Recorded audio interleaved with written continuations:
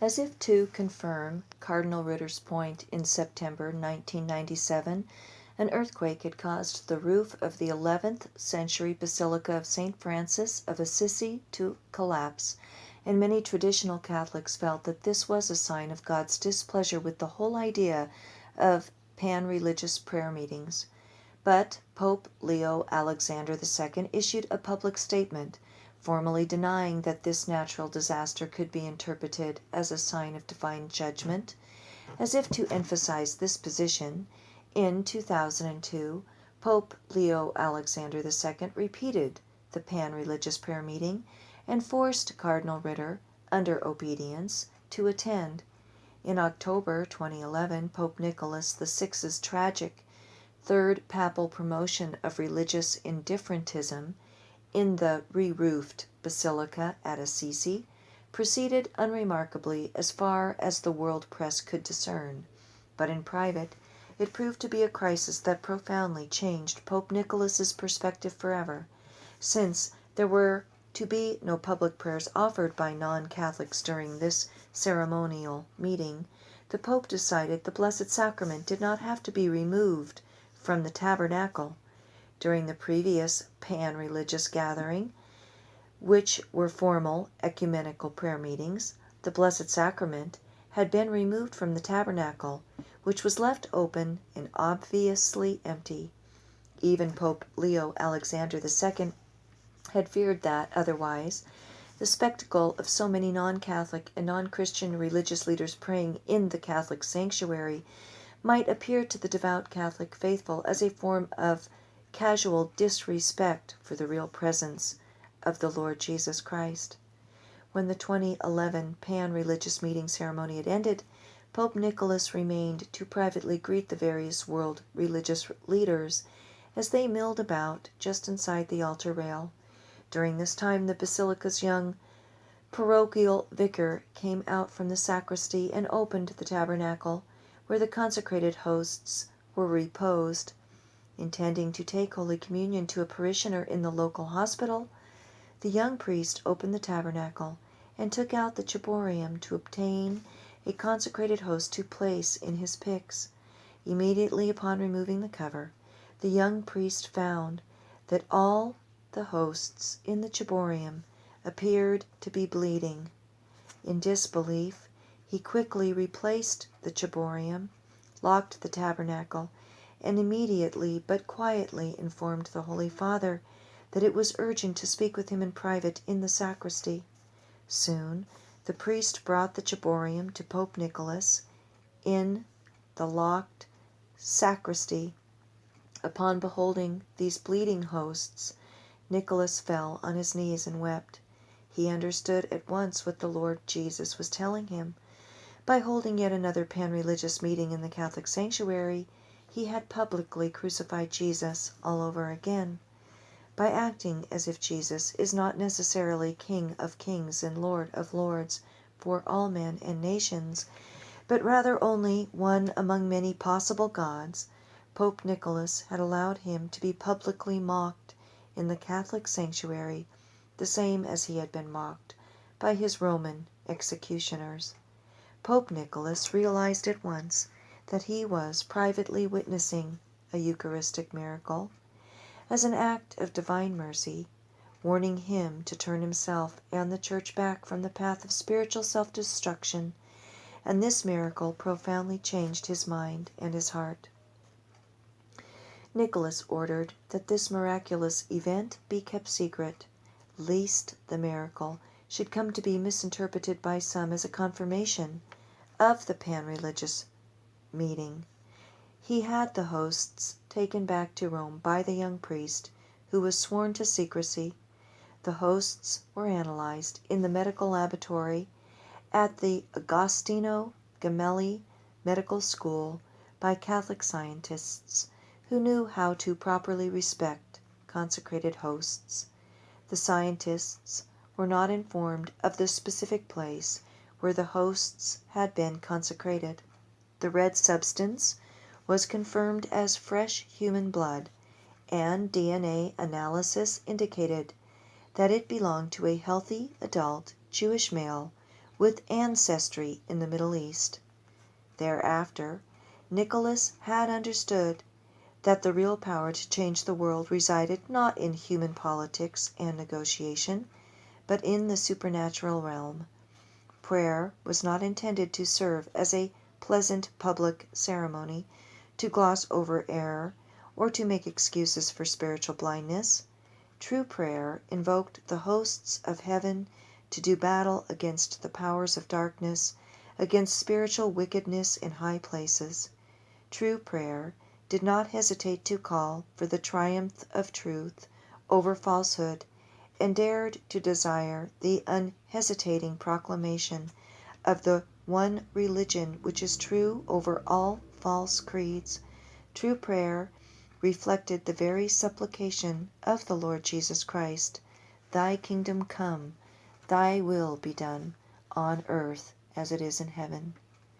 Prior to his election as Pope, His Eminence Jacob Cardinal Ritter had ultimately served as prefect of the Congregation for the Doctrine of the Faith, where he had tried to place limits on the most radical theologians and liturgical reformers in the post-conciliar church. His predecessor in the chair of Peter, Pope Leo Alexander II, had been a man who desired to lead by example and who was unusually reluctant to enforce any sort of formal discipline against dissenters.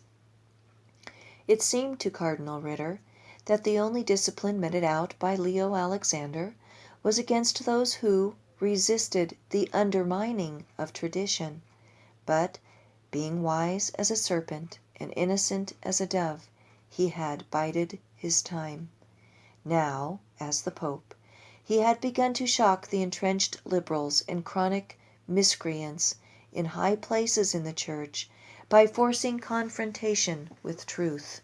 The prominent leader of a worldwide Catholic movement had finally been exposed under Pope Nicholas as an incorrigible sexual predator of both sexes and all ages, who had fathered illegitimate children, kept secret wives, sexually abused various seminarians he met, and forced his followers to avow not only the usual promises of poverty, chastity, and obedience, but also a fourth vow, never to criticize their leader. Similarly, Cardinal Ritter had struggled for years to try to uncover the infestation of the Church by rings of homosexual predators in high places, who enabled similar misbehavior in their subordinate clergy in exchange for cover. As Pope, Nicholas had allowed a wide open discussion of this problem, but had been horrified as the extent of the corruption became evident. He recalled that one English churchman, a convert to the Catholic faith, had written about the plague of locusts arising from the bottomless pit in the Apocalypse, and had ventured that these might represent swarms of priests possessed of an unnatural lust. The clouds of locusts caused the sun to be darkened, and the churchman had noted that this might represent the resultant obscuring of the Pope's visibility and credibility as the world's moral leader. There had been frenzied efforts by the anti-Catholic mainstream world press to link Nicholas himself to the scandals, but he had led an exemplary moral life and had managed to link the scandals with the general lack of enforced discipline characteristic of his predecessor's pontificate. Of particular interest to Nicholas, the theologian, had been the process of formal theological discussions with the Society of St. Pius X, a Catholic priestly fraternity that preserved Catholic tradition in doctrine, liturgy, and priesthood. They had challenged him to rethink the liberal ideas of his youth, so that he was tending to doubt the wisdom of human politics as a solution to religious schism. Truth was truth, they argued, and you can't negotiate it. Dialogue accomplishes nothing but compromise on the part of those who already have the truth. The deposit of the faith was complete with the death of the last apostle, St. John, and the great commission given to the Church at Christ's ascension was to go out into all of the world and teach all things which he had commanded. It was not to continue seeking the truth, but rather to proclaim to all the ends of the earth the truth which had already been delivered to the Church through the apostles. This morning in May was the monthly meeting of the Pope's Security Council, a group of compromised cardinals, priests, and lay political experts.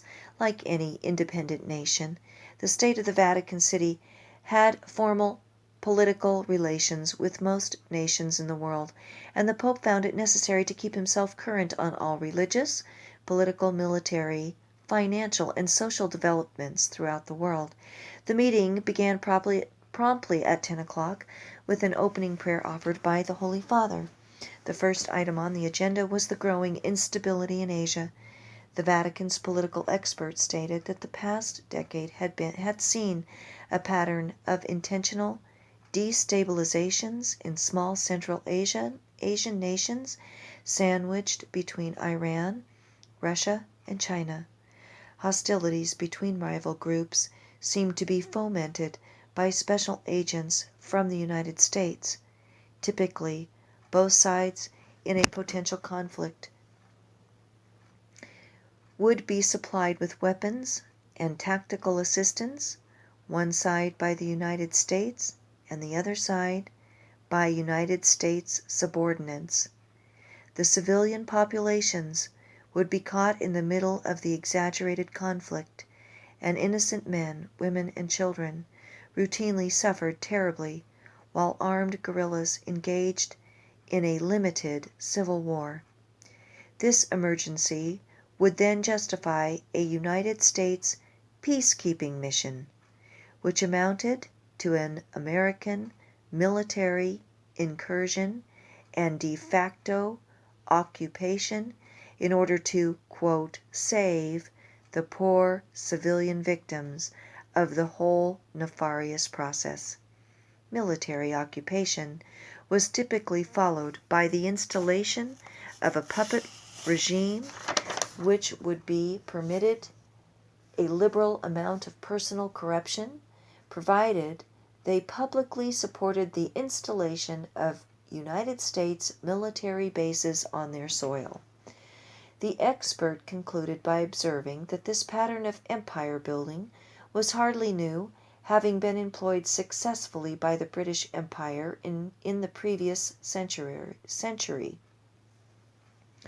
Both China and the Russian Federation were showing increasing displeasure with the military presence of the United States in a part of the world that was their natural sphere of influence.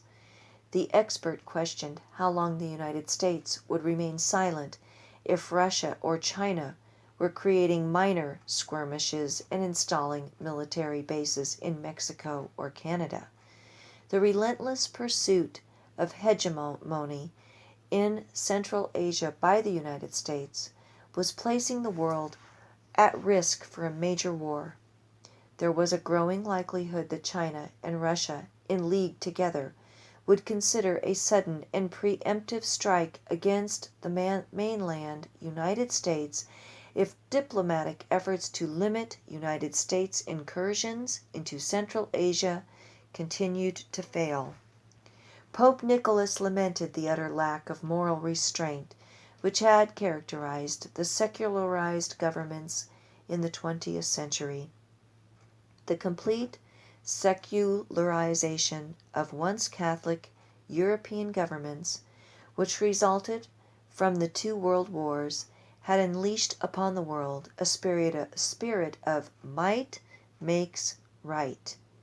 The Darwinian theory of survival of the fittest had been hijacked to justify this idea most horrifically in Nazi Germany, where social and genetic engineering were openly employed to try to create a superior race designed to rule the world. World War I had brought an end to a number of great Christian monarchies for which centuries had kept warfare limited and bound by rules to protect civilians. World War II had ended with a mandate to set up secular democracies designed to keep religion out of the sphere of public debate and subjected Eastern Europe, the heart of the former Habsburg Catholic Empire, to enslavement under the brutal, atheistic tyranny of Joseph Stalin. Despite extensive infiltration by Freemasons and modernists, the Catholic Habsburgs had emphasized the right to local rule for more than 100 ethnic groups comprising their empire, and had sought to keep peace and ensure local freedom among them all. But the monstrous Soviet Union imposed a rigid uniformity of thought and behavior. The communists pretended to grant freedom of religion, but punished most of those who practiced the faith. In the West, the remaining moral capital, inherited by Protestants from former Catholic Christendom, preserved a modicum of moral order and restraint until the Cultural Revolution of the 1970s. The United States saw itself as the policeman of the world and continually increased its broad military commitments until it was financially stretched far beyond the ability of any empire to survive. As a result, it faced bankruptcy by 1971, when President Nixon had no choice but to renege on the promise which undergirded and stabilized the entire world financial system, that the dollar, the reserve currency behind every other currency, would be convertible into gold at a fixed ratio. It had seemed to the Holy Father that this historically unprecedented fundamental dishonesty, imposing upon the whole world a system of currencies that had no intrinsic value at all, in turn had unleashed a mushrooming plague of other dishonesties in public policy. It was almost as if, once money became truly worthless, it was coveted and worshipped as an end in itself like never before. Mammon became the new god of the West. Former Christendom suffered a loss of any eternal perspective. No longer was there a sense of shock and shame if the ratio in wages between the highest paid and the lowest paid persons in a society exceeded a ratio of about 10 or 12 to 1. Recent statistics from the United States had shown a ratio of more than 5,000 to 1, and the ratio in Western Europe was more than 4,000 to 1. Fundamental dishonesties now pervaded the culture of the modern world, until it was even pretended that creation, obviously designed and very finely engineered, had resulted from random processes contrary to the very laws of science and statistics. It was pretended that human personhood did not begin at conception, but only at birth, or even later in the case of birth defects. It was pretended that man could with impunity choose the hour and method of his own death. It was pretended that nature herself did not proclaim the perversity of the practice of unnatural lust, and it was pretended that the sexes were the same, rather than complementary, but different. Equality now meant enforced sameness, and a profound impoverishment of the culture through the rejection of most natural hierarchies. The Holy Father speculated that the world dominance of the English language, with its lack of gender for most inanimate objects, had added fuel to the radical feminist movement, causing them to demand gender-neutral terminologies that would simply seem bizarre in most other languages. If even one Catholic confessional state should appear again on the world stage, Nicholas ventured, I suppose it would have far-reaching effects on many nations.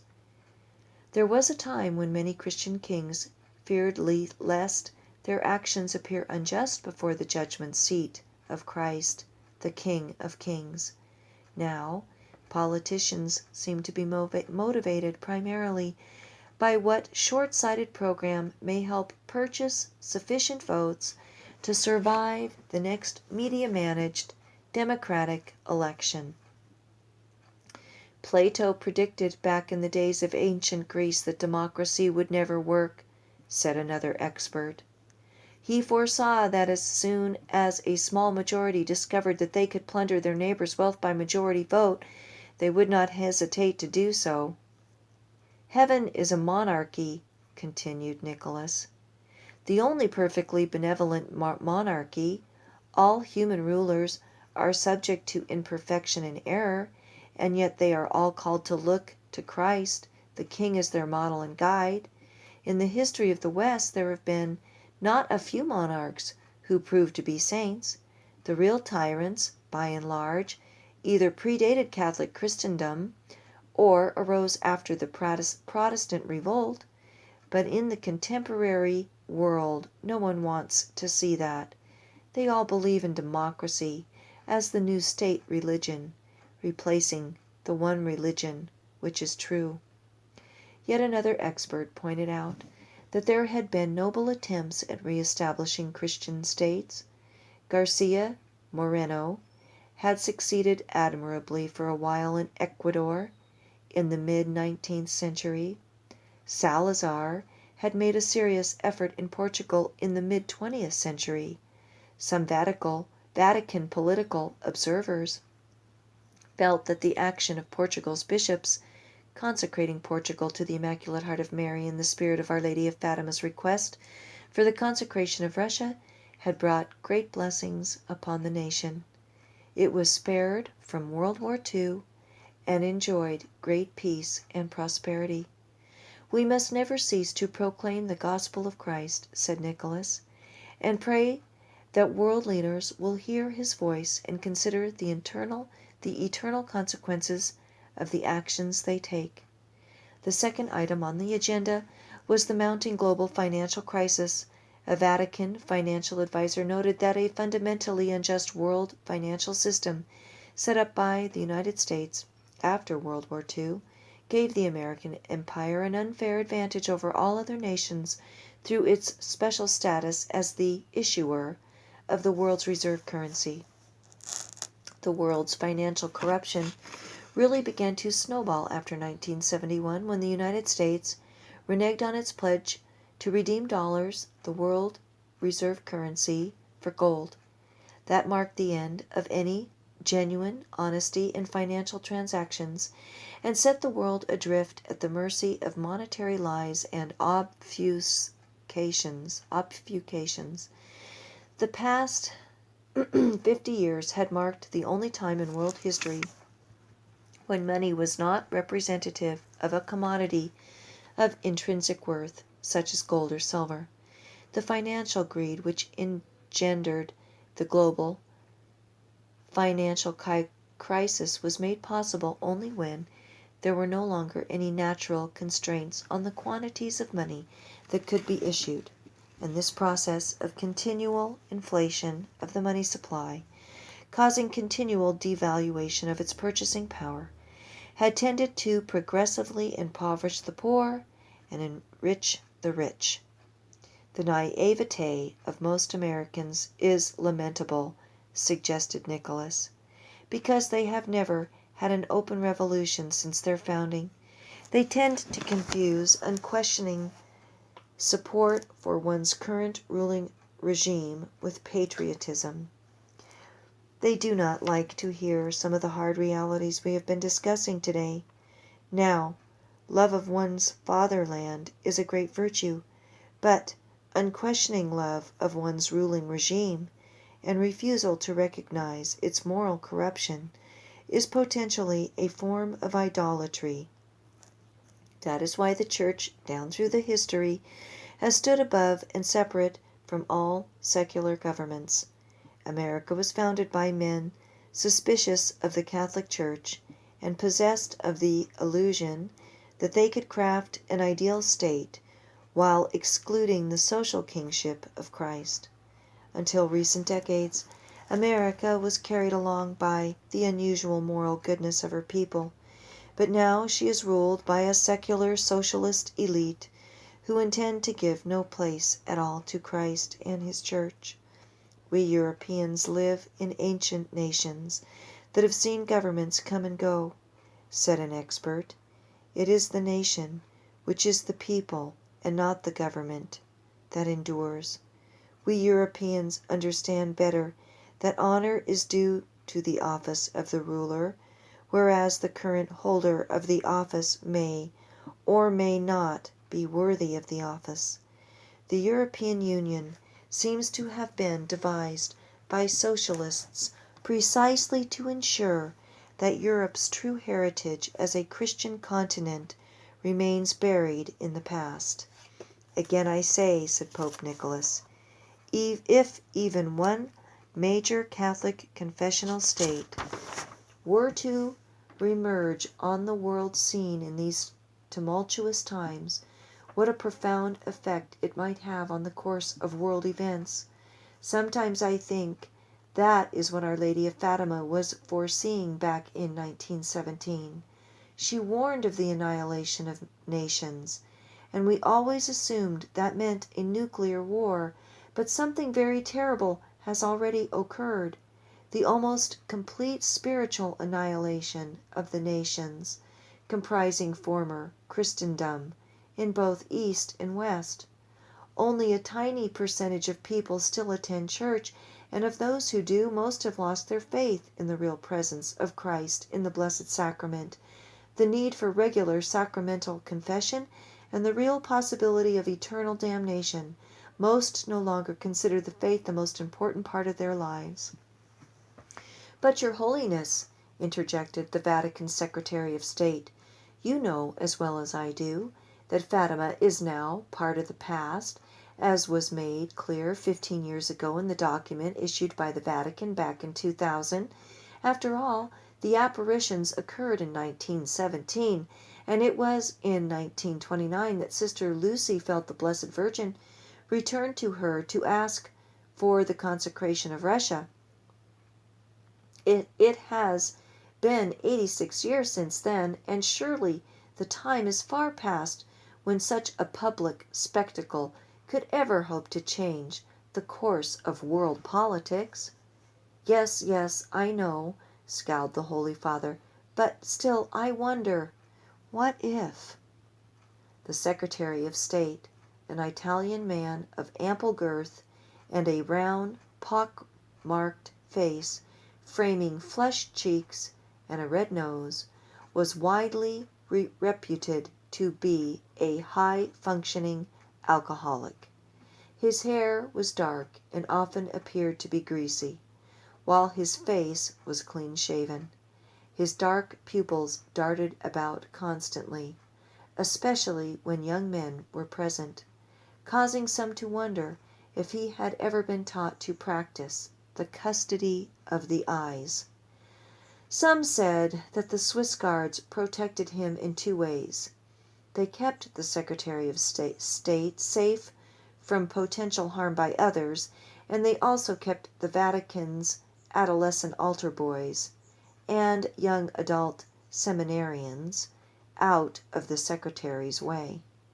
He was an aficionado of the best restaurants in Rome, and most evenings had no difficulty finding some well-placed personages to buy him the best entree and wine on the menu.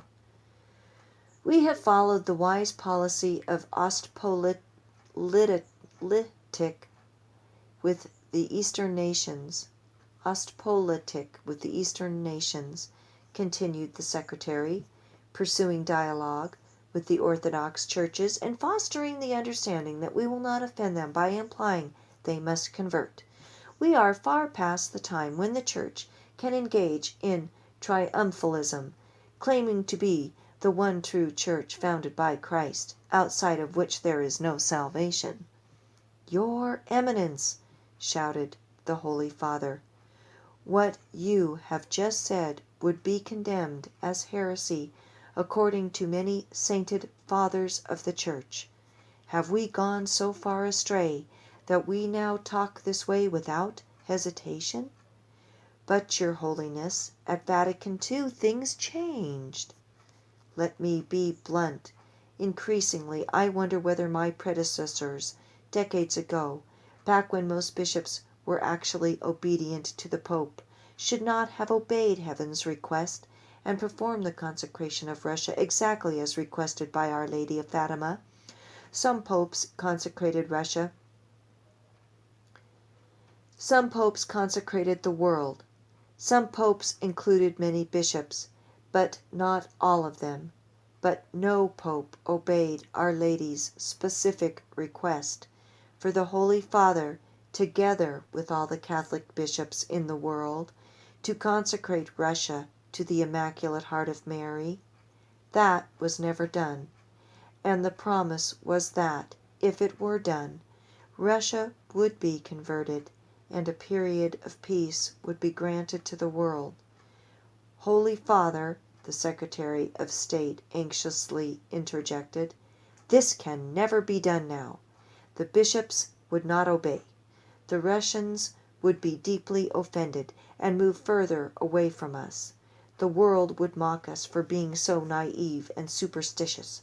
We could lose face before the world, assuming we have any face left to lose after the scandals of the sexual abuse of youth by clergy and of widespread liturgical and catechetical abuses. Well, it's simply not an option anymore. Dark and very powerful forces would be enraged. The consecration of Russia is not going to happen. That will be for heaven, and not for you to decide, retorted the Pope. And that will end this recording, and I will start on the next chapter with the next new YouTube.